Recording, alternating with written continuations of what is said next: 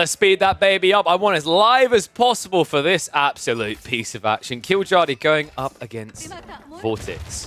English versus Ayyubids. Interesting matchup, actually. One that I think the English have a good shot at with the Abbey of Kings build. We've watched 1 or 2 Abbey of Kings builds, and it's weird because it's terrible for attacking. If your opponent builds a Desert Raider or goes for the Desert Raider option, you immediately feel worthless with the King. But what you still manage to do is keep them busy while you go for a second TC. So curious to see if that's the way Kiljardi wants to go. A lot of players right now with the English are doing these 2 TC openers. There is potentially another way you can play this, and Dragovan is already alluding to it in a certain way, which is to send it full on. And I gotta say, that's a playstyle that's been working out quite well for Kiljardi. I mean, this guy, it's already a signature piece. He loves to go all in on you. But what I find very intriguing about watching these two clash on the ladders is you can see it's making Vortex uncomfortable, right? We just watched them fight, if it's English versus Chinese, which is where you have to defend anyway.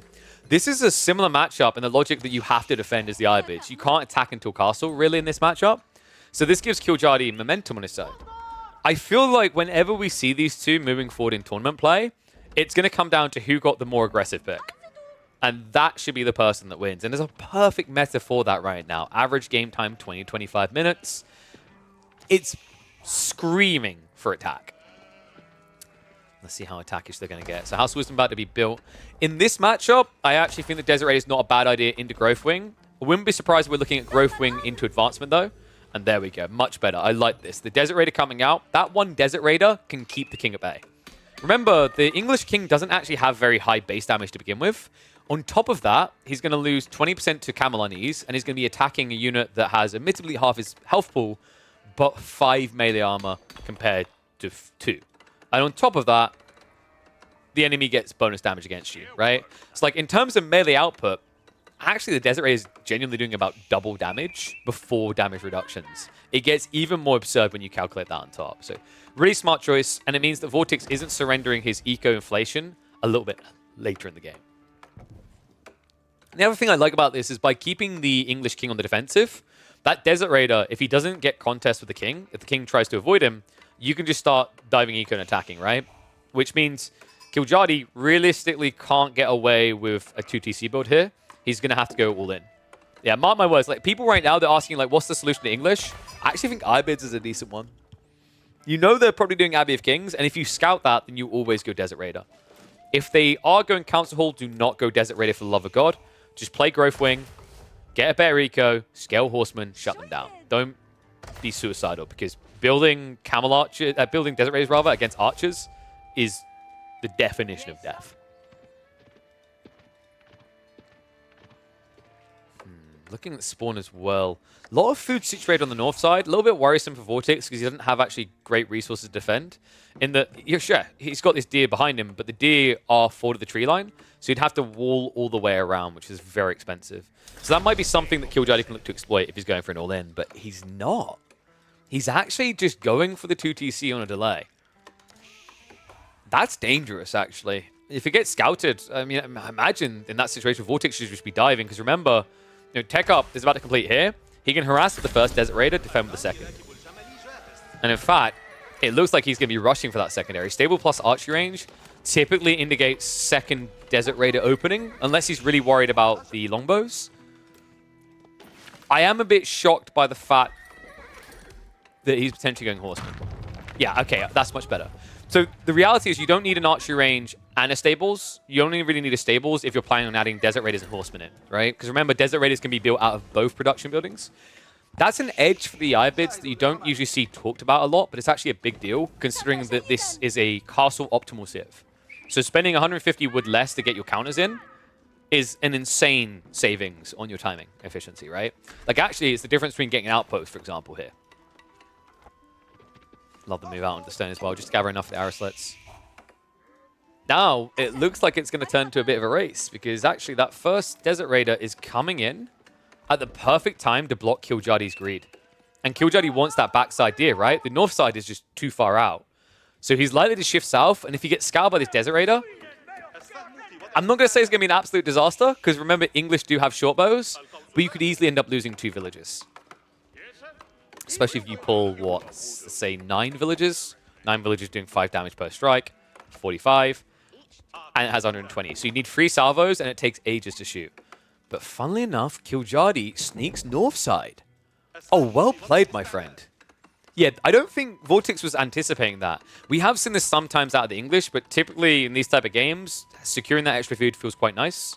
The gold almost feels free. But this also guarantees there's no full rotation, right? Because it's too close to the secondary TC. Desert Raider is going to march in, though. And this is the point where Kiljardi should just return fire. Okay, no. He's just going to build it. A little bit surprised by this. Other side of it, King's not doing any damage. Oh, wow. He baits him in, though. Okay, well played, Kiljardi. He loses a villager, but to kill a Desert Raider, that is totally worth it. Sure, it's a free unit, but all of a sudden you're in a situation now where Vortex, that's his only upside, is scaling these Desert Raiders and getting pressure. He doesn't have any extra eco. So you're going to eclipse this villager advantage that Vortex has fairly quick, which is why now it's absolutely paramount that he gets into castle ASAP. One thing I don't like is the fact that this king has just not been able to find any value whatsoever. His rotation's forced an outpost. You can argue that's some value. But considering the berries were unguarded, I'm a little bit surprised Kiljardi wasn't trying to idle that out. It's awkward because you know you're never going to stop the Ayubids as they have 10 sheep at home. But you can at least stall them and delay them with them walking back. Especially important in a game where you know Ayyubid players are not going to be going full wheelbarrow. Oh, come on, dude. Like... Wait, did he animation cancel?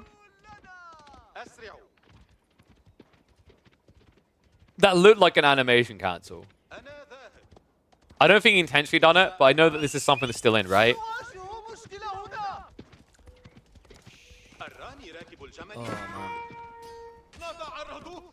Wait, is it animation? What's the other one? There's 2. I'm forgetting the name of it. There's animation cancelling, and then...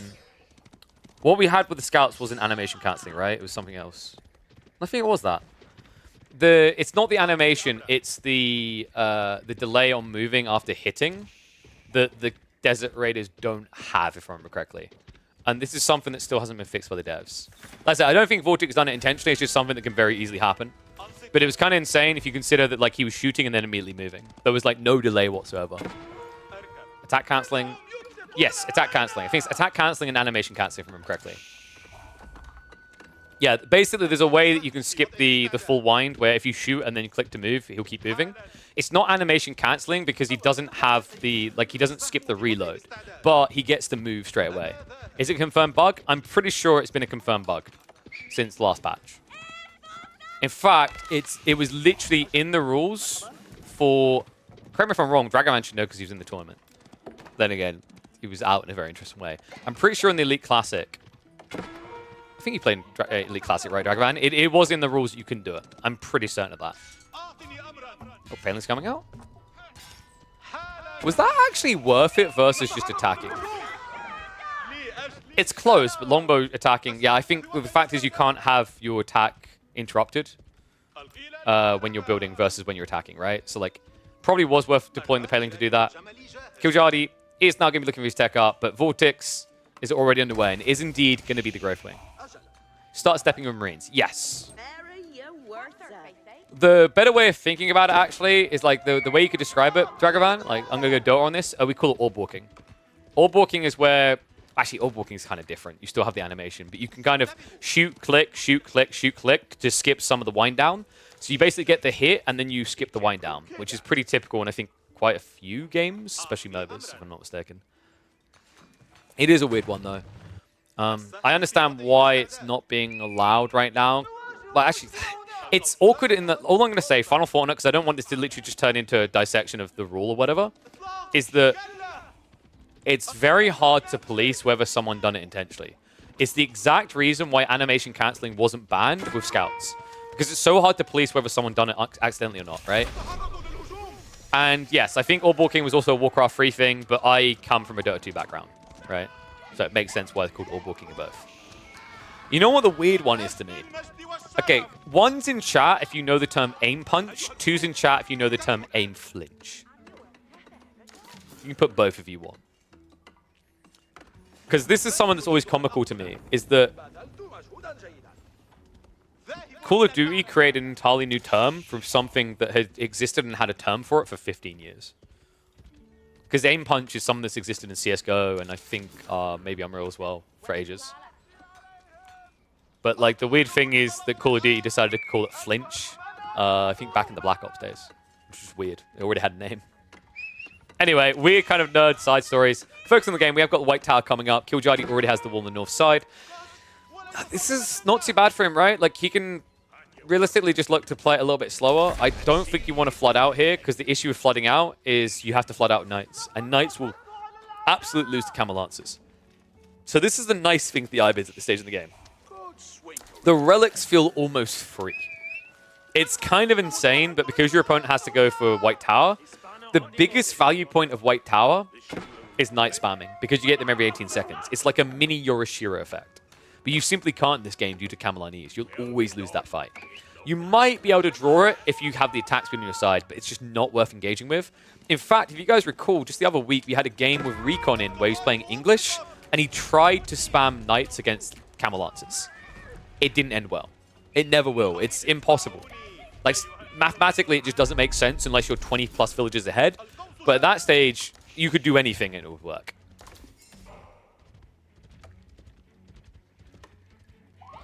All right, we're going to ignore Fatblop's idea for buffing the English. I don't think the English are in need of your assistance, sir. We English can win games on our own. Usually by forcing an hour-long engagement which someone doesn't have enough time for and therefore surrenders. But it still counts as a win. It's kind of interesting to think about that in this matchup, actually. Ayyubids don't really feel that great in Imperial Plus against English here. So Vortex will be looking for a way of closing this game out sooner rather than later. Love the TC add-in timing as well. He's a few villages behind, but not enough that it matters because he's going to get 5 relics. That more than makes up for the slight eco lead Kiljardi has.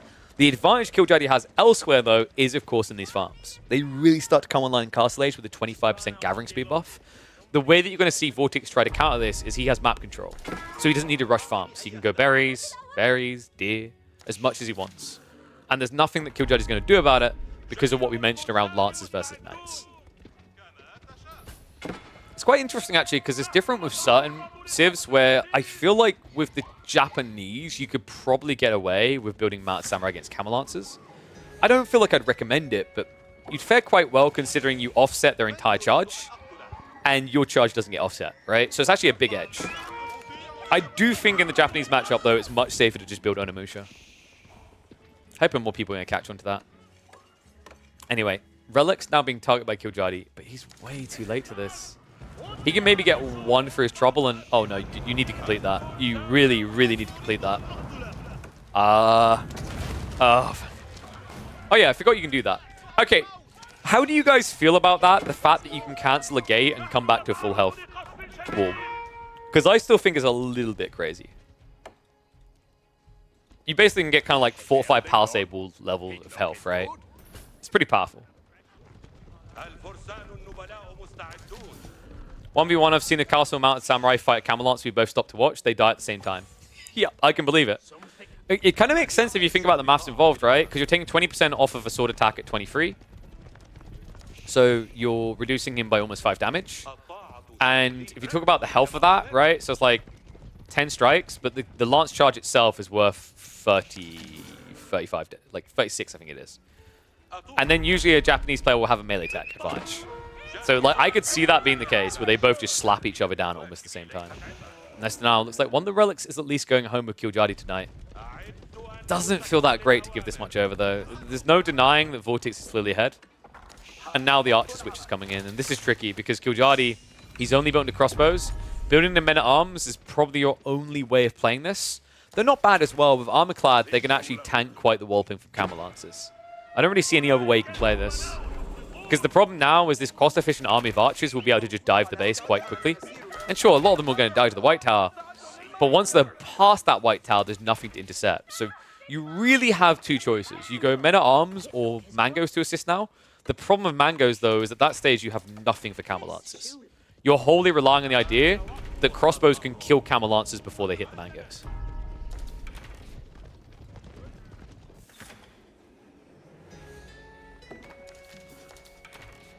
Golden Age 3 already online. This is actually a really scary point in the game. 12-second production.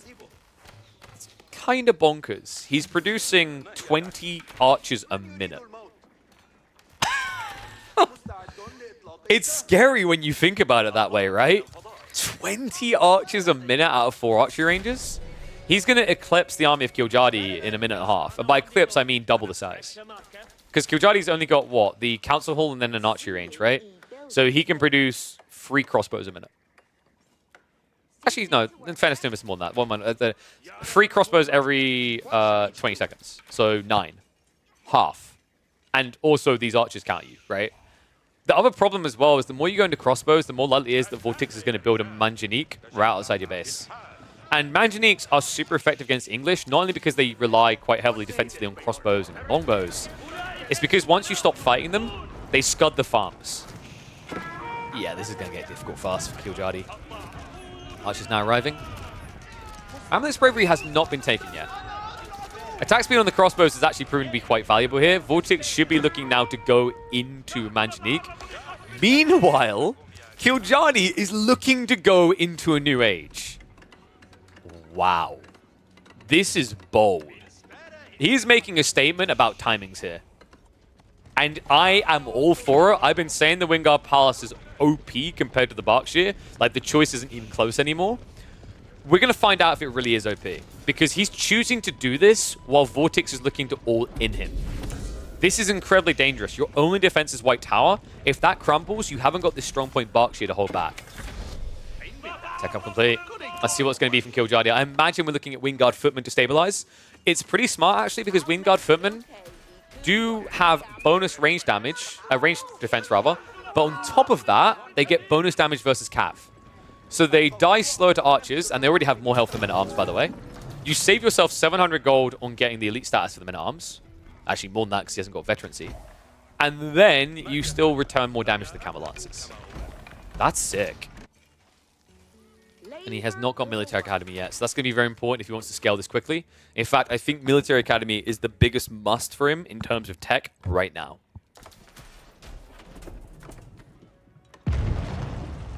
Siege begins. White Tower taking some damage here. No network of citadels either for Killjardy. However, he did just gather the stone that would be necessary. So we'd love to see that rushed up here. That's a really smart play if so. Footmen with the network of citadels buff should be able to eviscerate this. Because if I'm not mistaken, Footmen should have the same scaling calculation for men-at-arms. And men-at-arms still remain to be the most pure form of attack speed buff. I think they actually get 19 or 20% out of 20% attack speed aura. Right? So as in, they are getting the full value. Not many units do. I think crossbows were down at like 14%. Longbows might have been at like 12% or something like that. Don't ask me why the maths is so bad. Honestly, I wouldn't be surprised if Relic makes Company Heroes 5 next. That maths was so bad with this, so it's a bit of a weird one. From now marching out. A keep drop coming in from Vortex, though. Free Treb. Should be able to blitz this down. Killjardy's got a strong defense for the moment, but not for long. Footman already evaporating here. Wow. And you know what? Berkshire may have been the requirement here. The keep drop to replace the White Tower. Killjardy's in trouble. He's going to have to actually add in additional units. He's trying to now get armor-clad. Big woof there. He needed an extra minute or two. He doesn't have the techs. He hasn't got Undermesh. He hasn't got the armor-clad. Armor-clad does work on Footman, by the way. So he was missing a substantial amount of health. It's insane. When you look at it and see these stats, you realize that even though they're more tanky, they have less armor than standard Feudal Age, Castle Age rather, men-at-arms. That's why they evaporate so quick to Camel Lancer charges. Yeah, that was brutal. And I don't think it's going to get any easier now. Trebs hitting into the landmarks. I think this game is over. Killjardy, he doesn't have Military Academy still. He doesn't have Scaling Footmen. He's now trying to mass crossbows behind this, but this is where the Manjaniques an easy peasy win. Just build 2 Manjaniques, and there's no possible way Killjardy can fight you. Wow. Let this be a lesson, guys. If you forfeit map control, you can't go Wingard. In a rush, anyway. You need to go Berkshire. Would this game still have been winnable for Vortex if Killjardy went Berkshire? Quite likely. Would Killjardy have had a better chance of holding on? Yes. But now you can see the desperation, right? Like, trying to get into Footman is taking you 45 seconds to build 6 of those guys. Your opponent is already now scaling into crossbows. He already has enough Camel Lancers to dent you. He could even think about just adding in some Springholes to make sure he never loses those Manjaniques. And The reality is you don't actually have a way of now sniping Siege. One Sprinkled is not going to be good enough. And there is no extra Siege Workshop coming out. So there never will be any extra Sprinkleds. I've seen this before. Vortex with the classic. Are you going to eat those? Because I could really go for some berries right now. Camelance is now marching in. TC is about to fall. The floodgate's going to open, guys. He's down to one landmark. There is no waiting anymore. There is do or die. And you know what? It looks like it might be death for Kiljardi. Spearman now being switched into, but I think it's come too late. You're up against 40 archers. What a cool game between these two. You see what I mean about whoever gets most aggressive tends to win. Like, whoever takes the chill pill is losing between these two. They both understand attacking so damn well that allowing the other to get it for free is kind of giving over the game. Kiljardi, he clearly got into this and went, okay, Imperial Age is my win condition. I think he rushed to get there, though. He didn't want to hang around the strong point, the Ayyubids, but what he forgot is getting Imperial is one thing. Being Imperial is an entirely different one. Flash now comes in. Footman trying to hold on, but the problem is the Trebuchets are sieging it down. Even if he somehow won this fight, he will lose to a landmark victory. Mamluk's Bravery coming through insanely late. Wait, this is going to be close. This is actually going to be surprisingly close. The Trebuchets Vortex? No way! Kiljardi barely holds on. I mean, there's no way. There's no way this is turning on him. Vortex! He wasn't targeting down the mass. Oh my god. No way. Kiljardi, I mean, if he survives this, economically, he's fine. TC's down, sure, but he's got the secondary, he's got the farms. This is hard, though, guys. He has to send it. Footman marching forward, and Vortex. You're seeing the power of the extra ranged arm on these Footmen. They just don't die fast. Oh my god! I was ready to write this off. This looked done. But now all of a sudden, the smile, the smug smile that was no doubt on the Spaniard's face has a look of doom and gloom about it. Well, I said this would be a test of the power of Footman, of Wynguard, and you know what? It turns out it is. Because it's the only landmark Kiljardi had left, but it's the only one he ever needed. Footman, crossbows now diving in. The age advantage is fully unlocked here. The only thing's really missing, of course, the university techs. But even without those, Vortex is now in quite the bind. He lost the mass advantage. And with a full production, it's doubtful he'll ever get it back. The Ayyubids are not aging up. They are stuck. Stuck hard in castle, but not stuck for long, because I have no doubt in it. Kiljardi is going to stick the boot to him and kick him out of this one. What an insane game. This is an outcome I was not expecting, but I have got the biggest smile on my face. The trebuchet count was one short of what Vortex needed. And Kiljardi, it's almost like he baited him into it. He allowed him to get a little bit too close to activate that network of citadels. And now you see how big of a difference that attack speed buffer can make. Decaps now come to the Sacred Site, so no whoopsie win coming in from Vortex either. There's no doubt about it. It's going to be the second time I'm going to call this game done, but I think it's going to be the last time. Vortex has no chance of mounting a defense against this. It's too many troops, and this is just wave number one.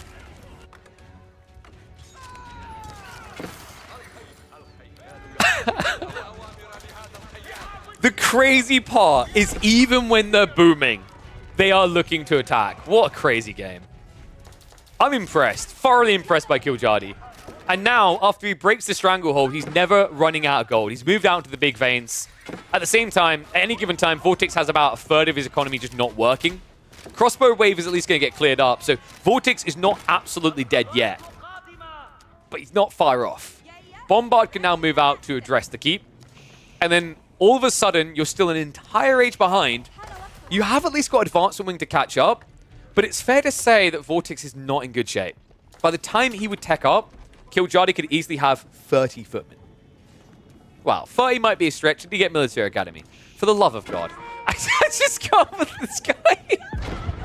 I don't think he cares about it, right? He seems to be more focused on the crossbows. You know, it's always nice when someone walks into your AoE and just allows your bombard to attack every 5 seconds. Blessings have you had. So what's the comeback now for Vortex? How does he get back into this? He's prepping horsemen, but that's the crossbows. That's not for a landmark snipe. The problem with relying on horsemen is not only you're an age behind, but also the footmen get bonus damage versus cav. Do you guys know that? Insane unit. They get +5 damage. That's a 25% damage increase, and he wants no part of it. GG gets called. Killjardy up against the ropes, goes for the knockout punch, and finds it against one of the most aggressive players in Age of Empires.